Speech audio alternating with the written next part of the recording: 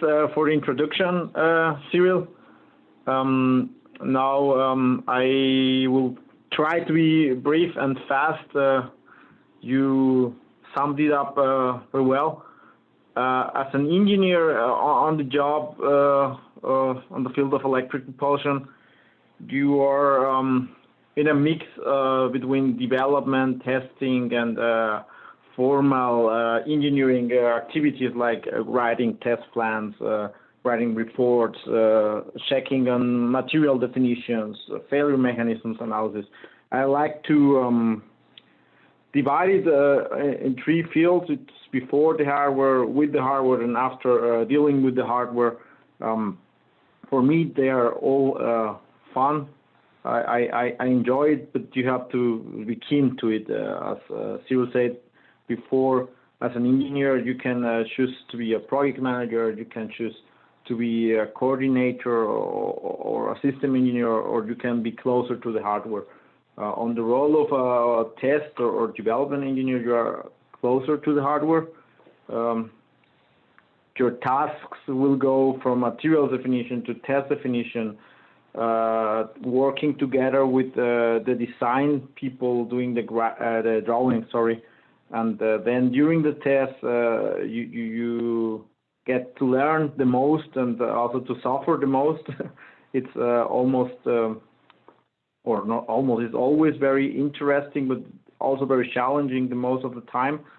And after this, you go to the reporting. The skills, as Cyril said before, are similar, but not same as project manager. Communication is always important. I think even outside of any engineering or not engineering life, the communication is one of the most important skills we have. You communicate with clients, you communicate with colleagues in a technical way, but also in a non-technical way when you deal with the sales managers or with the buying department. When you have to solve problems, you also have to have imagination and flexibility, and this is almost always called a challenge or only a technical issue, but it's basically problem solving.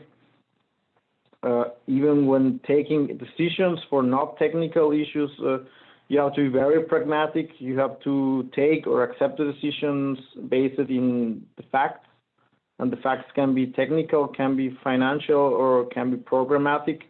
And most of the time, you have a very small influencing factor on these things. You have to just be very flexible and pragmatic, and always the teamwork, as Cyril said, it's sometimes it's complicated. There are more open-minded colleagues. There are other colleagues that like to work alone and that are very good at their job too.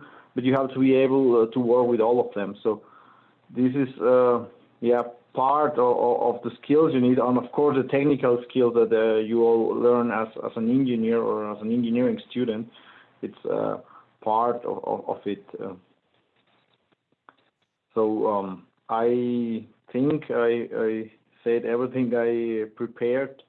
I will say thank you, and if there are any questions, be free to ask them.